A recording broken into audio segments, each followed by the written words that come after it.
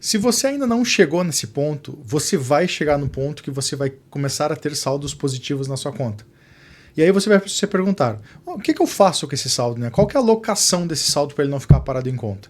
Então o primeiro passo é definir o valor de capital de giro e já acumular esse valor de capital de giro que vai ficar em conta corrente. Esse valor do capital de giro ele precisa ficar em conta corrente porque ele vai garantir a operacionalização da sua empresa no seu dia a dia. É conseguir pagar as contas sem preocupações e também daqui a pouco evitar pegar algum capital de terceiros com um custo aí elevado de mercado, uma taxa de juros, por exemplo, num rotativo ou de algum empréstimo bancário. Após ter acumulado esse valor do capital de giro, você pode partir para o modelo dos 3 fundos, que é uma alocação inteligente de recursos que vai garantir um aumento de patrimônio no seu negócio e, ao mesmo tempo, garantir uma longevidade da organização. O modelo funciona assim. Você vai ter 3 fundos de referência, um chamado de fundo de emergência, que é aquele que vai garantir a sustentabilidade da empresa em caso de alguma crise, um fundo de investimento, que é aquele fundo que você vai utilizar para alguma expansão do negócio ou para alguma melhoria do negócio, e o fundo dividendos, que é o nosso terceiro fundo, que é o fundo que vai ser retornado para os sócios em forma de dividendos. A alocação sugerida se desdobra em 25% para o capital de emergência, 25% para o fundo de investimento e 50% para o fundo dividendos. Ele funciona da seguinte forma, um exemplo.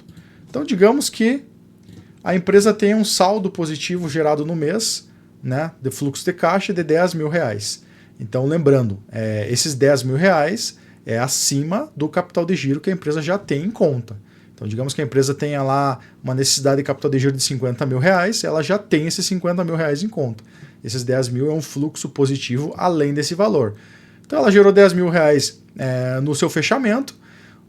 A sugestão de distribuição nos 3 fundos vai ser 25% para o fundo de emergência, então R$2.500, 25% para o fundo de investimento, R$2.500, e 50% vai ser alocado no fundo de dividendos. Então, 25% de 10 mil, R$2.500, 25% de 10 mil, R$2.500 e 50% dos 10 mil, R$5.000 que vai ser investido nesses dividendos. Quando eu falo investido, é justamente o nome fundo que a gente sugere, ou um fundo relacionado à renda fixa.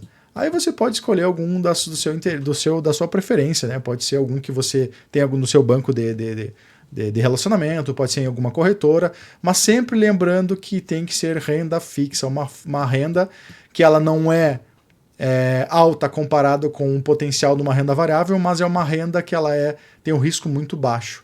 Então, a sugestão é que seja alocado esses valores aqui em uma renda fixa, em um fundo renda fixa, e 3 lugares diferentes, para vocês terem a visualização de que são coisas diferentes com objetivos diferentes. Tá? E o teto de valores, então cada mês vocês vão alocando esses valores, né? Todo mês faz a divisão lá dos percentuais e aloca no fundo, e tem uma sugestão de teto.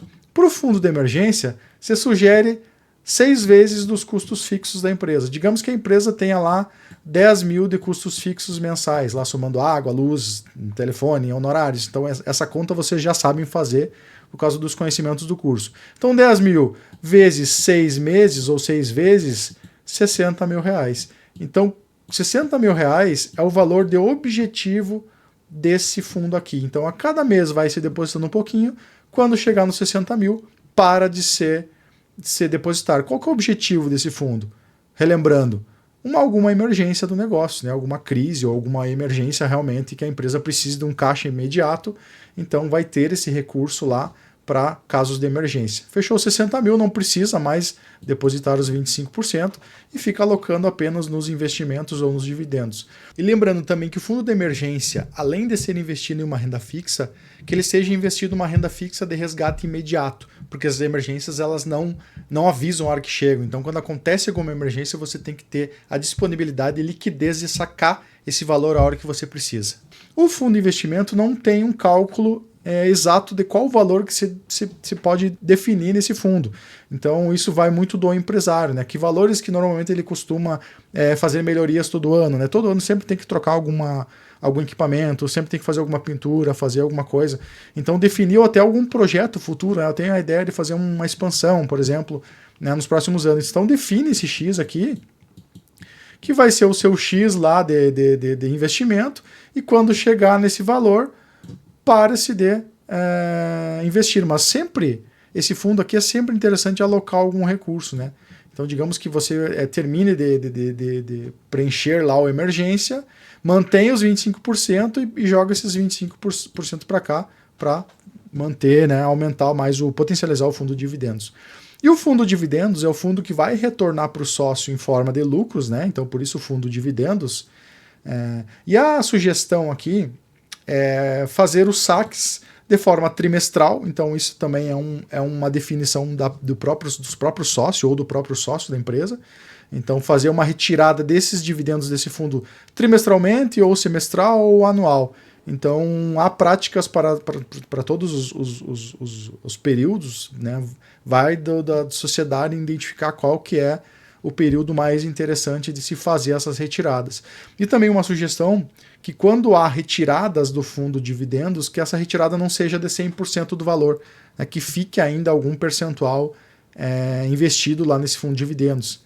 Então, também esse percentual pode ser definido aí na sociedade de qual que é o valor que vai ser sacado lá à medida que faz os resgates de dividendos, né? Seja trimestral, seja semestral ou seja anual. Essa forma de alocar esses valores em fundos de investimentos distintos é justamente para ficar claro que eles têm objetivos distintos, que cada um serve para uma coisa, né? Um para um momento de emergência, né? Que é um valor que está lá disponível, né? O outro é para um fundo para investimento, que vai ser resgatado caso a empresa, quando ela venha fazer alguma mudança de expansão ou de melhorias. E o fundo de dividendos é aquele fundo que é do sócio, né? Que o sócio vai resgatar para sua conta pessoa física em determinado momento e vai fazer os seus investimentos lá na pessoa física, né? Lembrando, esses fundos, eles se sugere serem investidos em renda fixa, justamente para garantir um risco menor nos investimentos, mas mesmo assim ainda ter uma rentabilidade interessante aí a partir desses valores aplicados. Lembrando que esse modelo é de caráter sugestivo, mas eu tenho visto um bom sucesso nas empresas que aplicam esse método e acumulam patrimônio ao longo da sua jornada empreendedora.